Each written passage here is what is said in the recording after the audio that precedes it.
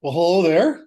Hello. I have coffee. I don't know if you have any beverage. No, he's got a flight of six whiskeys down there in front of him. And all, no, he doesn't have anything like that at all.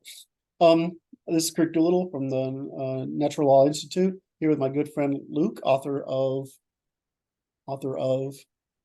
the Primal Primer. We've been walking through the contents of the book one chapter at a time. Each conversation's about what, an hour or just under, Yeah, something yeah, like roughly an that, hour.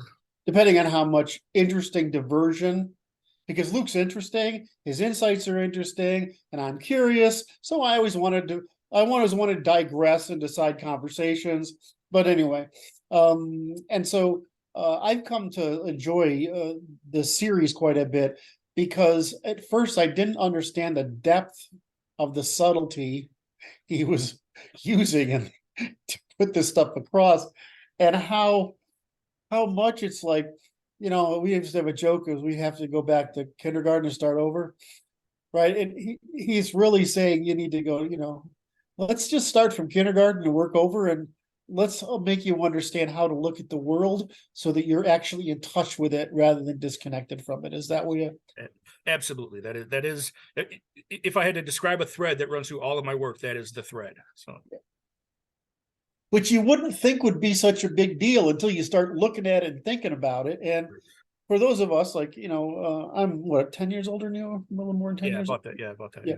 And so, we grew up where, we were hitting things with sticks and lighting stuff on fire and, blowing things up and, Right. Getting punched in the face. And that was like part of boy's life.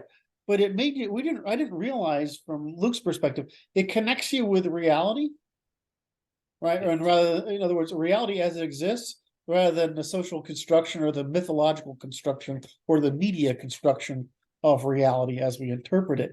And so it wasn't until we started talking to this, and then we had a meeting in Boston at Brandon's, I don't know what you call it, campground compound. Um, and we had a meeting there, and we were discussing the generations. And it was only after that discussion, this is only mid-March, right? This is April, 6 weeks ago, that I really understood what Luke was getting at, because he sees this more clearly than I do, which is, holy shit, these generations, they don't have that. Right. Right. And you feel powerless, right? Is that your? You can't not feel powerless when you're that vulnerable to everything around you. You can't not feel powerless. So I can't remember who I ran into the other day. I was listening to something, right? I listen to stuff while I work. And so I'm listening to something, and the guy says, well, how serious is the water? And I'm like, dude, you need to study Luke Whitehaven, because he'll tell you about the water thing's not a problem. That's the last fucking thing you gotta worry about. right. Right? Yeah. But anyway, so today we're going to get to something near and dear to my currently 30 pound overweight heart, with which is food. Yep. And you have a really interesting, what is it that you want to get across in chapter 9? Not so fast food, hunting, gathering for people who didn't grow up either. So there's this huge disconnect in the way we live right now about how food comes to be. Right, we go to the restaurant, we go to the store, we go to the fridge, from a very young age. For most of us nowadays, that's our experience of food acquisition.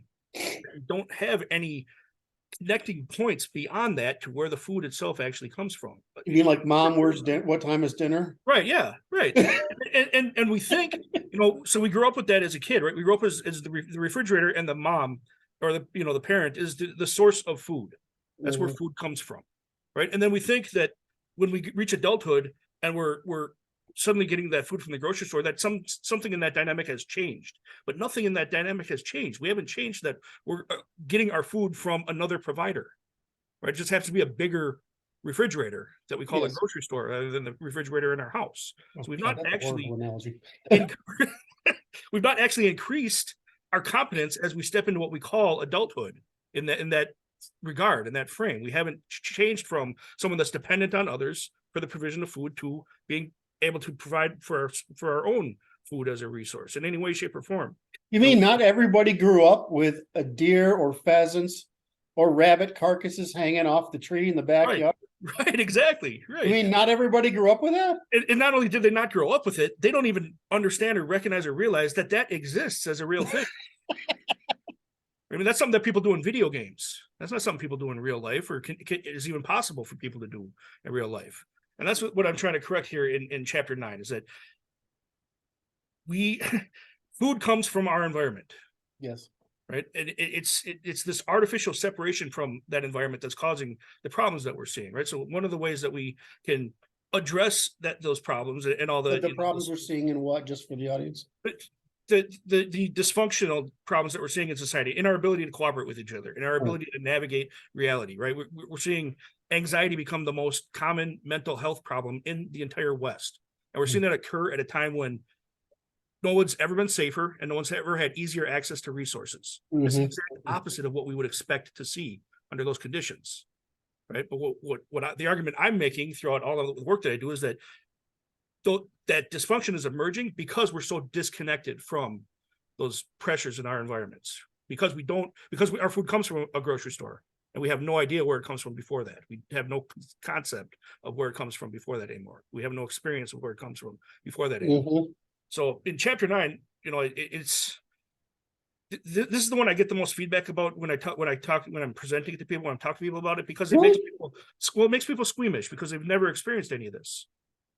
What I'm talking about in a lot of chapter 9, what I'm talking about is you are going to be taking the life of another creature to sustain your own life. You're going to be killing something so that you can live. And that's a concept that the people aren't even exposed to largely anymore.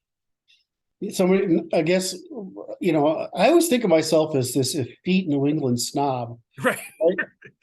But, I know how to do these things. And when I was a little kid, we lived on a dairy farm with, I can't remember, 375. I mean, it was a lot of cattle, 375, I think it was. It's under 400 of cattle. That's a lot of dairy cows. That's a lot of cow. Yeah.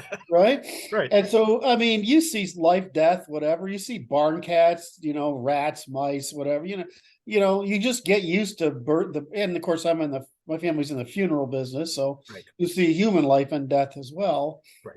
And so, are people really that removed from the cycle of life? Yes, absolutely. Yeah. And you mentioned, your family in the funeral service. We see that even in how we negotiate the death of loved ones. We don't want to be comfortable and familiar with the process of dying, right? Even that we want to keep at arm's length.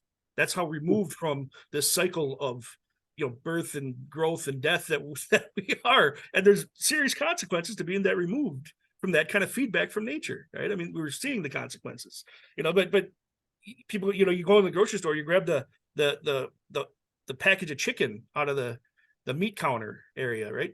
It doesn't enter the mind of most people that before it got to that meat counter, that animal was killed and butchered and processed and put into this container. That's part of the process. Especially if you see, how those machines work, right? It's just very bizarre. Yeah, exactly. It's like the chicken gutting, cleaning, defeathering, and whatever process is just industrialized. Right. Yeah. The industrialization of that stuff is that's the other side of this. The stuff that we're talking about, I think, is a lot more humane than the stuff that we're getting out of the industrialized agriculture. But the other side of this, the other thing that happens with this disconnect is because we don't keep the thought in our head, we don't keep that whole chain of effects in our head, we are blind to it being applied to us. It's not even on our radar that same process is being applied to us, right? So in order for us to get the animal and kill the animal and extract the resources from the animal, we have to exploit that animal's needs. We have to take advantage of the fact that it gets thirsty so we can find it where it drinks. We have to take advantage of the fact that it gets hungry so we can find it where it eats. We have to take advantage of the fact that it gets tired so we can find it where it shelters.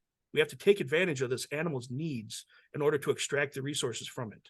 It's true about whether we're talking about animals or plants or whatever we're extracting resources from. But because we're so separate from that chain of action, from that process, it's not even on our radar anymore that the people out there that are trying to exploit us and attack us and violate us and undermine us are doing the same thing to us.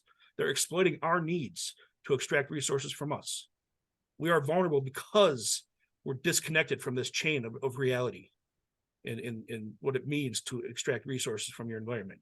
And we're the resource for these people that are extracting it from us and leveraging our needs against ourselves. We talk often about in our other forums, we talk often about the attention market.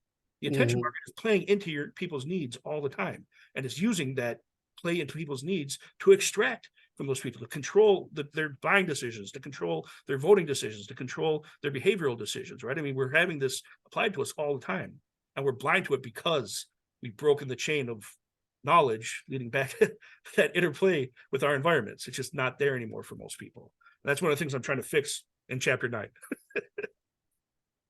Okay, so it's not just that we're disconnected, but part of the situational awareness, or the awareness of our relation to the world you're trying to produce, is the relationship between us and our prey is very similar to the relationship between ourselves and the people who prey on us, even it's by baiting us into dependence. Yes, absolutely. That is exactly the next. So that's because your thing is people are one of the reasons, I think you say it is one of the reasons people is insecure or uncertain is because they feel they're dependent, because unfortunately they are, yes, because they haven't learned how not to be. yes, yes.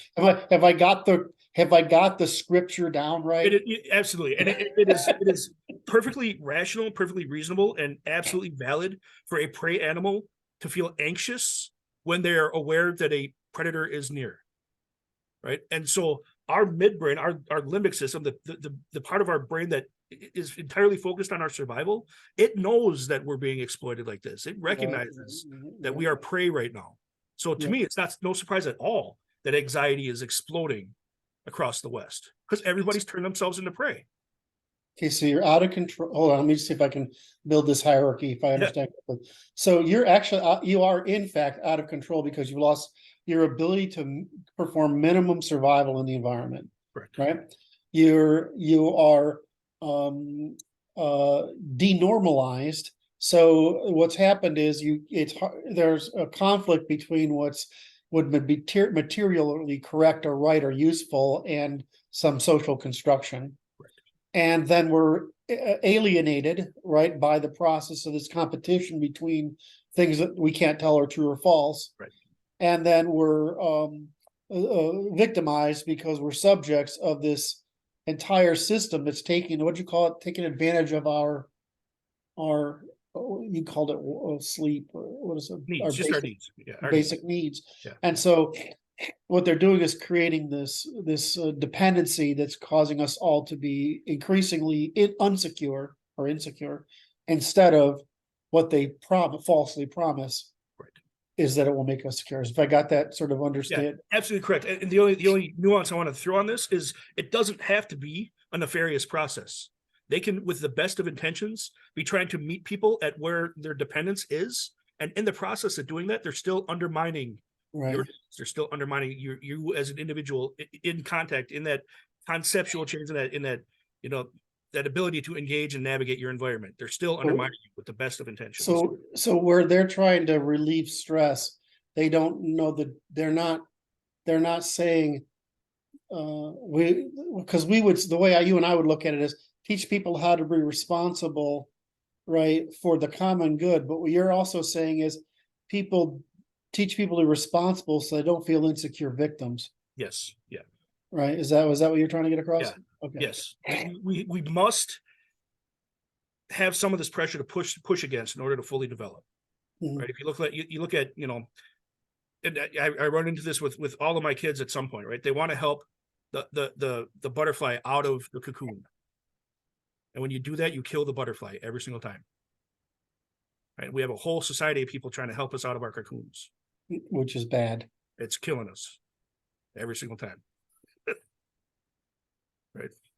And so that's why we're talking about food today, because my argument is that people need to know, they don't need to do this for every meal, but they need to know how to extract food from their environment. Their brain needs them to know this, so that going to the grocery store is an option, not a dependency. Right. You're not. Yeah. I mean, I'm trying to think how I would criticize this. Yes, absolutely. And I can see somebody says, well, I'm never gonna, they won't, and if they ask this question, they clearly don't get your point. Right. Like, well, I'm never gonna have to go out and, find a geese and chop its head off and clean it and cook it. Right. That's not his point. What's your point? My point is that it's you need to expose yourself to the pressure of being competent to do this. Right. Your brain Okay. is capable of doing this. So the competency is what provides you the security to be Yes. free of dependence, which creates the insecurity all these people are experiencing. Yes, absolutely. Yeah, and that's true of all the lessons in the book. It's not so much the practice is only there to develop the competence. Once you've developed the competence, you have the minimum required skills to avoid the dysfunction, to avoid the anxiety, to avoid the dependency, to not be that victim. Okay, so go ahead.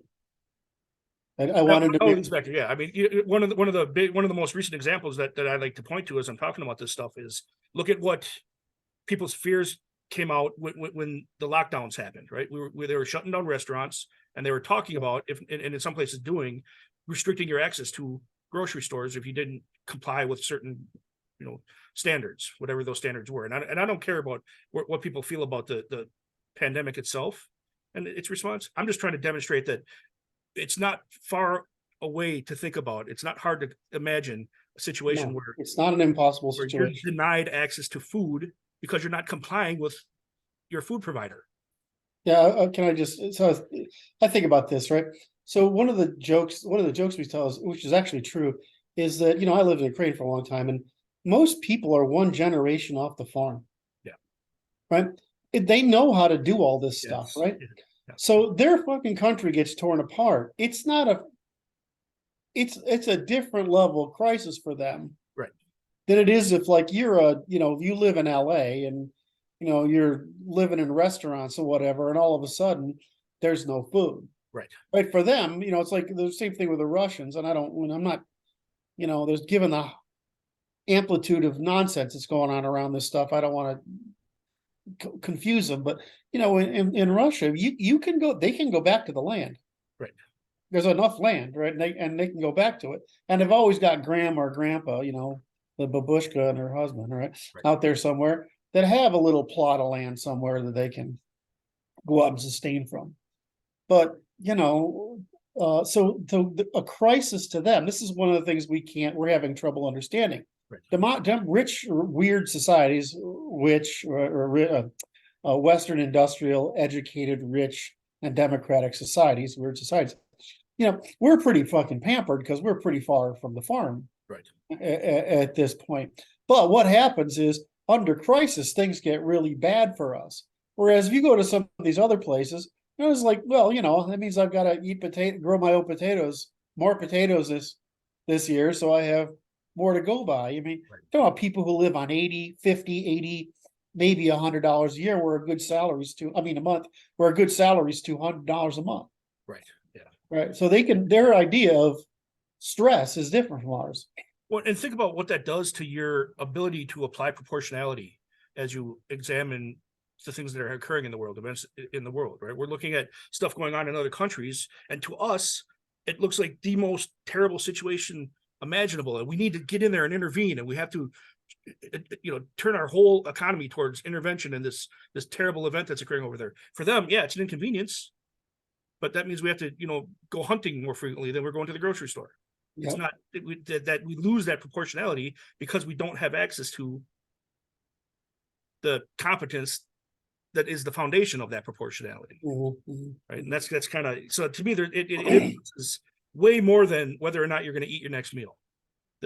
Developing the confidence to get your food from your environment, right? It's this foundational piece of being human that impacts not only how we navigate the world, but how we see the world as well. So it impacts a lot.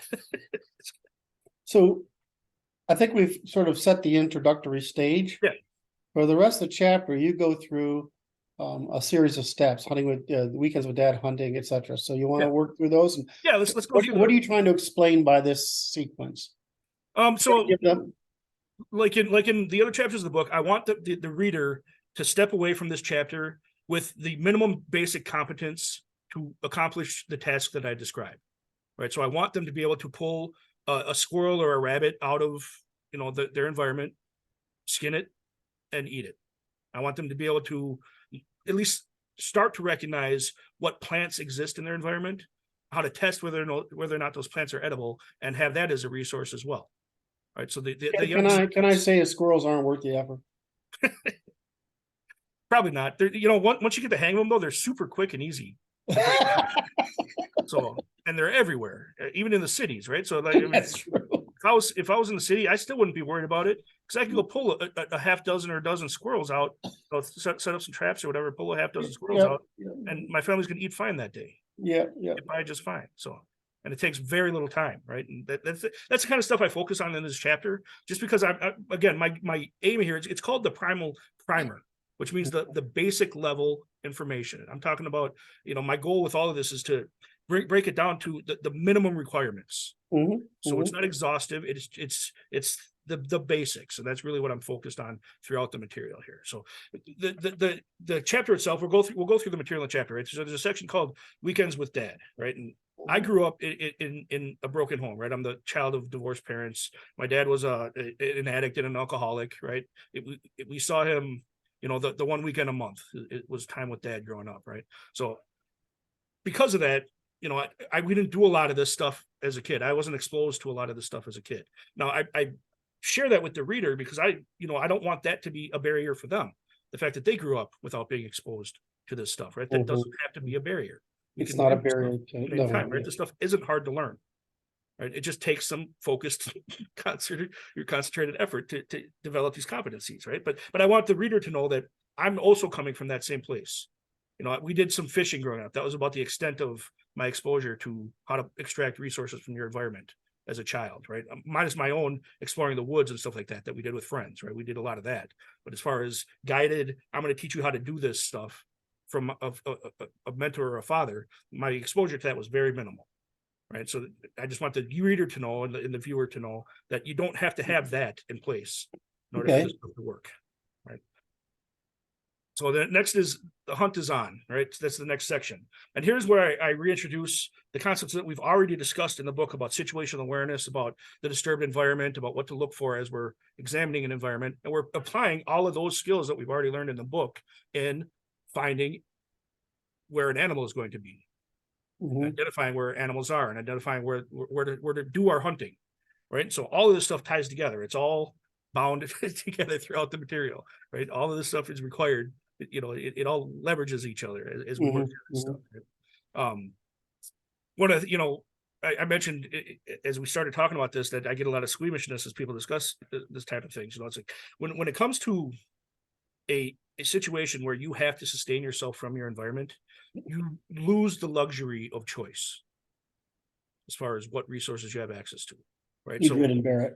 Right, you grin and bear it. So I don't have a problem at all with people being vegans or vegetarians or anything like that, or pescatarians, any of their dietary choices, or full carnivore, where they only eat meat, right? But again, those are luxuries.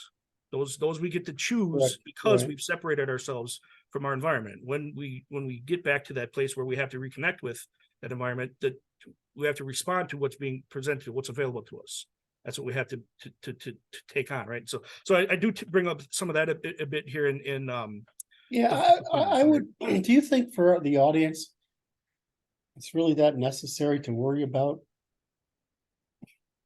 The reason I bring it up at all is because so much of my book and so much of my argument is based on needs, and I want them to make a distinction between needs and preferences. Oh, okay. So it doesn't matter what you prefer. Right. Here, I'll give you a great example. So I'm an ASB, right? So you understand that.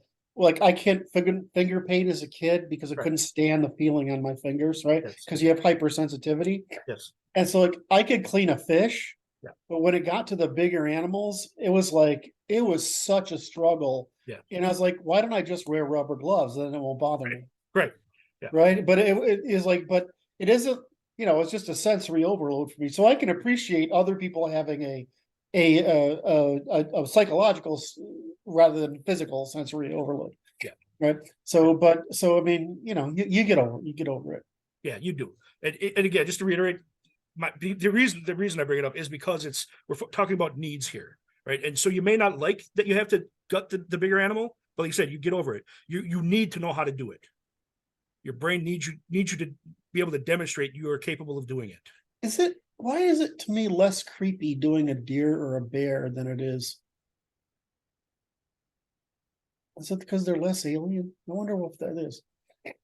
Like, I don't know. It's just a weird, I just remember this as like doing pheasants, Oh yeah, yeah. right? Yeah. It just seemed kind of Our lizard brain recognizes the other lizard. it's something going on, and I'm like, I don't know, but putting the deer up there, that's like, oh, this makes fucking sense, right? Right, I mean, yeah. I just wonder if it's probably what it is. It's a lizard brain reaction. It's just weird. Yeah. Anyway, so So let's then go. after the hunt is on, I talk about the 3 Fs. I just introduced the reader to the 3 Fs, right? It's just a real quick rule of thumb, right? When you're talking about, what you're going to try to catch and eat, what you're going to hunt, we're talking about things with fur, feathers, and fins, right? Those are what we focus on. How come I've never heard that before? I'm deprived in life. Yeah, I don't know. I don't even know where I got it from. So, but that's, what we're trying to do is avoid things that are going to kill you by eating them, right? You're trying to avoid poisonous things. So, Yeah, like clams and oysters. Right. Clams, oysters, things with fur are more likely to be poisonous than things with scales. Yeah. Right. You don't want to eat a bunch of frogs, things like that. Those tend to be, those are higher risk of being poisonous than things with feathers, right? In general. So, that's why I introduce some of these rules of thumb. It's just those other animals, they may be edible, but your risks in consuming them go up. Where do people fall in this hierarchy? Yeah, I don't. Sorry, I got away with saying it with a straight face. The whole point, that's kind of my closing argument for the whole chapter here is the whole reason we want to develop this skill where we can pull our food from our environment, where we're able to kill an animal for our food, so that we never end up on the streets killing each other for our food. Right, that's kind of the whole argument here. Is that so? Now the next section, I introduced the concepts of passive hunting versus active hunting. And that's important with the rest of the material that we go through in here, just because the active hunting is when you're actually out there prowling after the creature that you're hunting, right? You're actively engaged in the hunting process. You're not so much using their needs against them as you're competing against their threat response when you're active hunting, right? They're trying to avoid you, you're trying to acquire them, and it's an active process. Passive hunting is when we're strictly leveraging their needs. Their response to their needs in the hunting process. It's where we're setting traps and snares. It's where we're finding game trails instead of visually sighting the animals, right? We're not shooting at them. We're not shooting arrows at them. We're not throwing rocks at them when we're passive hunting. Those are all active hunting steps, right? The passive hunting is set it and come back to it. Right? That's the distinction I'm making here for the readers between passive and active hunting. Now, the reason I make the distinction, the reason I introduce it this way is because active hunting takes a lot more practice and a lot more skill to develop than passive hunting does. So it's pitting your skill set against the animal rather than your competence against the animal. Time investment. Yeah. Right. Whereas we were taught, look, it's really simple. When the temperature rises, they get out of bed and they go look for food. When the temperature drops, they go back to bed. Right. Right. Yeah. So what you do is you just figure out where the hell that happens, and you just sit there. I'm sitting there with I got this fucking enormous heavy barrel rifle with this scope the size of my head, right? And I'm just like 1 doe, 2 does, 3 does, 4 does. No fucking. Right. But that's what it does. The time. So the point is laying out traps is actually kind of controlled and fun, but figuring out where the deer go. Yes. Right. And then waiting around for it while the temperature changes. Although I got to tell you, I'm kind of fond of bottled water and granola bars. Right. Yeah. Well, or creating, game calls, deer calls and stuff to make yourself out to be the opposite scent, put it down scent, pheromones and stuff like that to attract them. Right. Those are all active hunting steps. You can use some of that in passive hunting. You can use that to bait your traps and stuff like that. Those are all active hunting steps, right? That require a lot more knowledge and a lot more competence than that basic minimum requirement that I'm aiming for in the material. Right. Staring. I was going to tie that back. You mentioned find out where they sleep and go out. Just tie that back into us as prey, right? The people looking to hunt us are doing the same thing. Where do people pull cash out? ATMs. So where's the criminal going to look for cash? People going in and out of ATMs. That's why since the introduction of ATMs, that's been a hot spot for victimization. Is ATMs, right? So the criminals looking to hunt us are doing the exact same thing as I'm Right. describing we need to do in this process, right? But we're not paying attention to it because we don't do it anymore, right? So it's off our radar. So, all right. So That's just weird. I mean, I don't know if I just grew up in different circumstances, but I never have trouble. I mean, people never bother me where I don't know why. I'm 5'7", right? Right. So, but people never ever bother me. But I just never can understand how you could be that fucking oblivious to your surroundings that you'd let that happen. It's amazing to me. yeah, and yet it happens pretty much every day. So there's a gap in there somewhere. That's what I'm trying to fill. It's that gap here. Amazing. All right. So after talking about so after the section on passive hunting versus active hunting, I start to walk through the actual process of the passive hunting that we're going to explore, right? So, and what I'm talking about here is snaring, right? So I focus on rabbits and hares because rabbits and hares, in most locations, are year-round prey. They don't hibernate. They don't stop for winter, right? They're out, squirreling around all year round.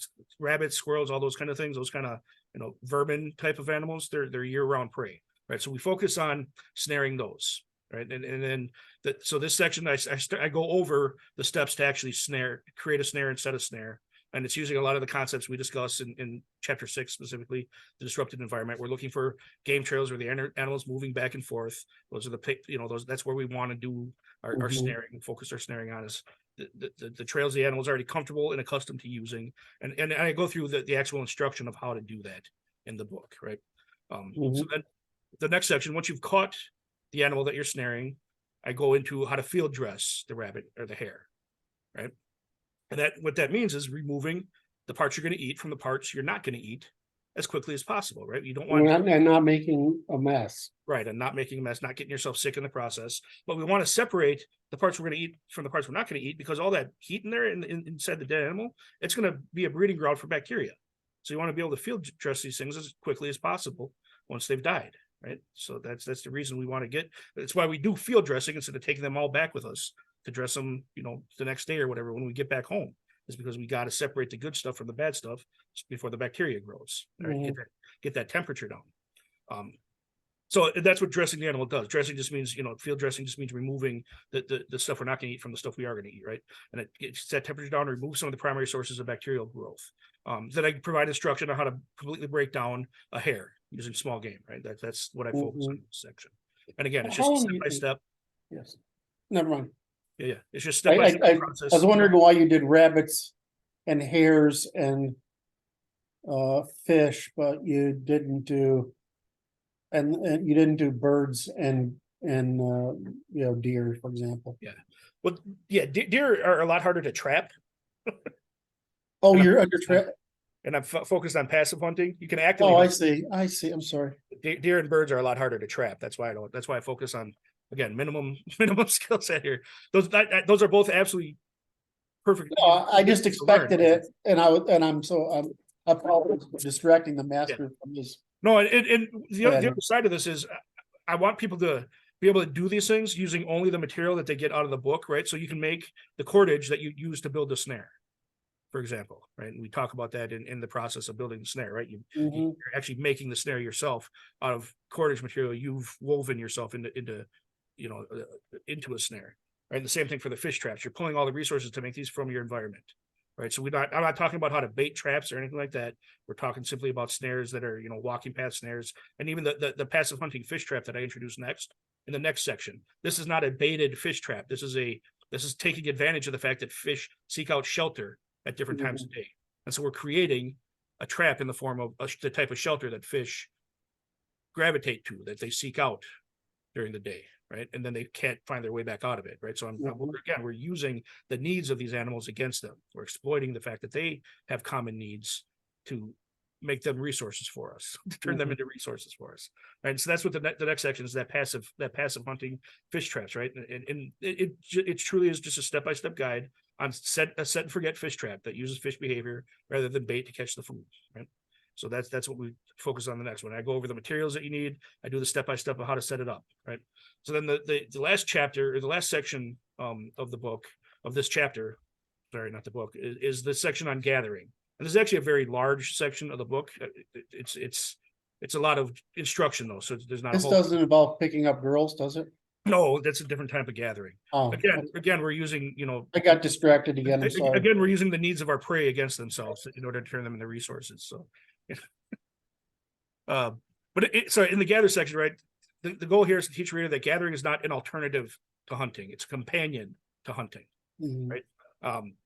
One of the things I try to reinforce in this section is that as we're moving through our environment, we want to be picking up on all of its threats, all of its challenges, and all of its resources, right? So I reiterate that in this section about gathering, right? So that puts you in the best position to respond to the cues instead of react to the occurrences of whatever presents itself to you, right? So developing the competence, developing the skill set of gathering is just another way to reinforce that, looking at your environment and seeing what resources are there. Mm-hmm.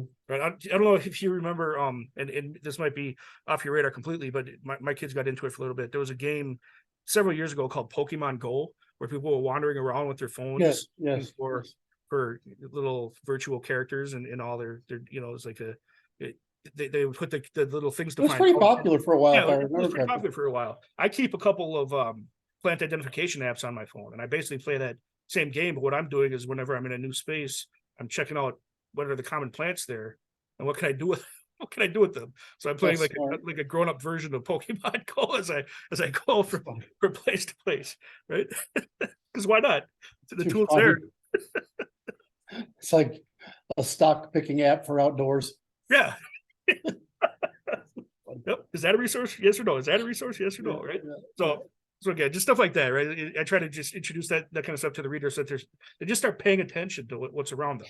Right. And so some of the things I talk about in this section is never stop eating, right? That's the whole point of gathering.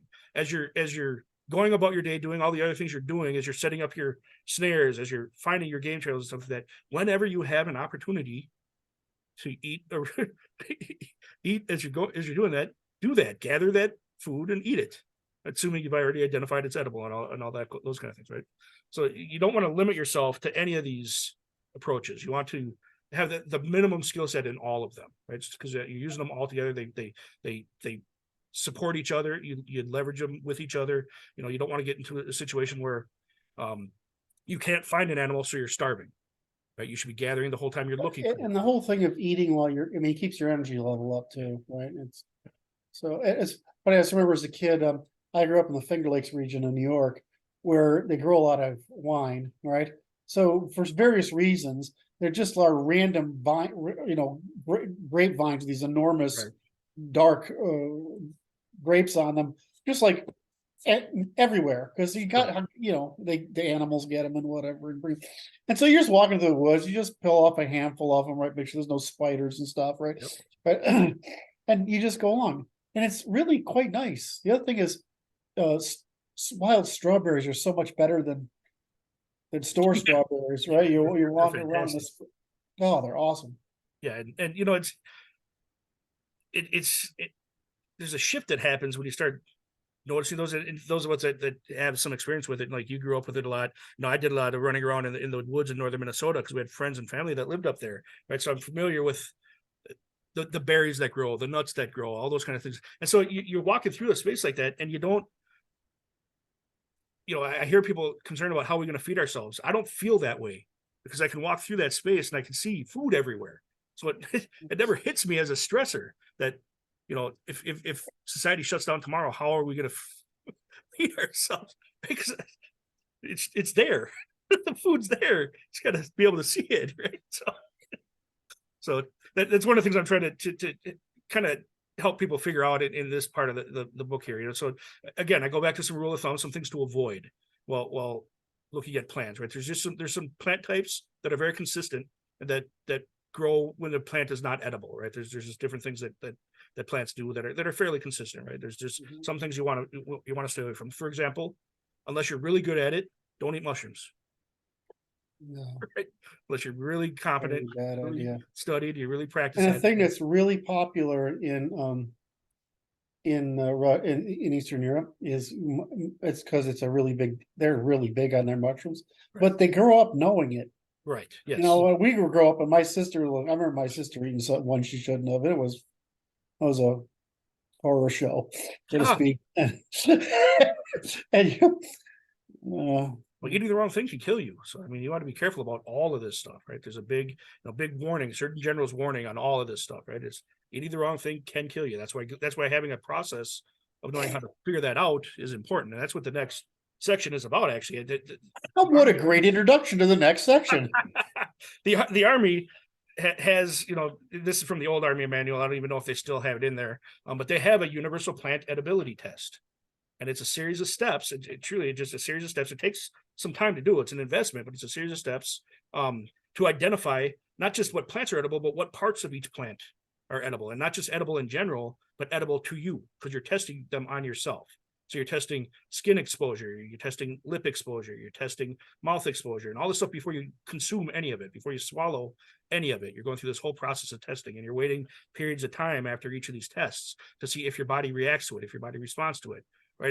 If you get a rash after rubbing it on your skin, probably don't put it in your stomach. And then you can also test whether it's cooked or uncooked. Is it doing the same thing when you cook the thing or not cooking the thing? So if you find a plant that's a viable candidate, you can go through this series of tests to actually determine, is it edible to you or is it not edible to you? Right. So I include that in here just so people have access to it. So yeah. After the universal plant edibility test, I go through some examples of wild plants that have edible parts, right? It's truly just a list of, these are things that we already know are edible, and these are the parts of those plants that we already know are edible by humans. Unless you have some sort of allergy against them. But in general, these are the parts of plants that are edible, and these are examples. And I tried to find some that exist across as many different types of environments as possible. So we're temperate environments and tundra environments and things like that, just so that no matter where you are, you at least have something to look for as you start your process of learning how to identify plants. And then I finish with this concept of primal gathering, right? So our ancestors moved through environments surrounded by resources, right? Now, the only difference between them and us now is their level of competence versus ours. And how fit and hardworking they were compared to us. That's part of competence. Physical competence is part of competence. Work ethic is part of competence. So you start out the chapter with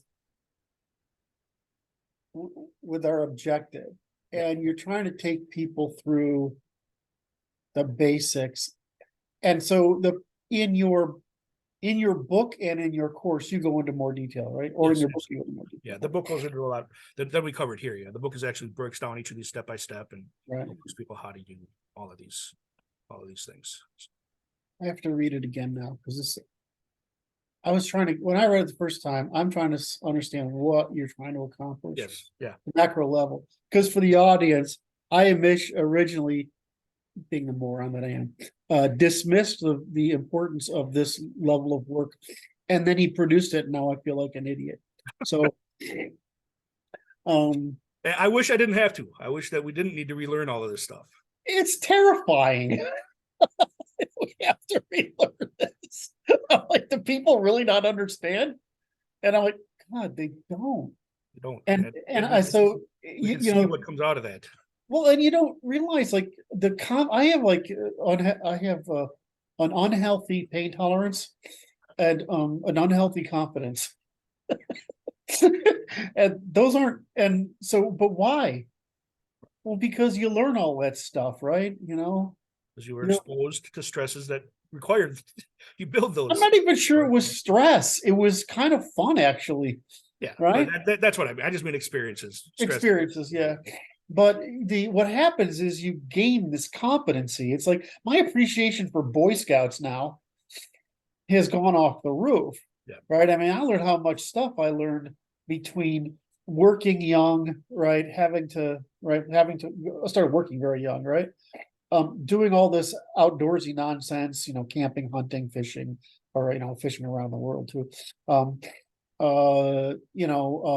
Learning to how a business ran, right? My parents' business ran. Understanding how my family's the banking business, and so I learned how banks run, right? Just by sitting around listening, Yeah. right? And then, this stuff like, we didn't go hunt. I mean, my father's a businessman. We didn't go hunt very often, but people, it was like, they're the guys in the neighborhood. They've got a deer every fall, right? Right. And then they got to brag about it and show it to you. And, then they bring home too many pheasants. So here you go. You got to clean them, right? I mean, that stuff. And then there's the weird kid down the street that's doing the squirrels with a 22, right? Right. And I'm like, why bother? It's basically, it's not even a drumstick, at the end, right? So I think that confidence, that mindfulness that you get, because I loved how you brought that up earlier, that mindfulness brought up was really great. So, any event. Yeah, and we haven't found a good way to provide that through any alternative method. I don't think there is one. Right. It's like learning by doing. Right. You're not going to learn wrestling except by wrestling. Right. Yeah. And so instead we're launching people into adulthood without this stuff, and we can see the damage that's causing. We can see the problems that are coming out of that. Is it one of those things like we don't understand that these basic skill, that most of what we do is an abstraction of a primal skill? Yes. Yeah. It's like that kind don't of understand that. Yeah, that's absolutely the case, and we don't understand that. That's like there's so few first principles. That's the reason I call what I do core human competence. It's because this is everything else emerges out of this core. we can't extend responsibility externally until we can be responsible for ourselves. So okay, so we got across what you want to get across. Yeah, we got across what I was hoping to get across. I had fun. I'm having a hell of a good time doing these. Yeah. So what's the next chapter?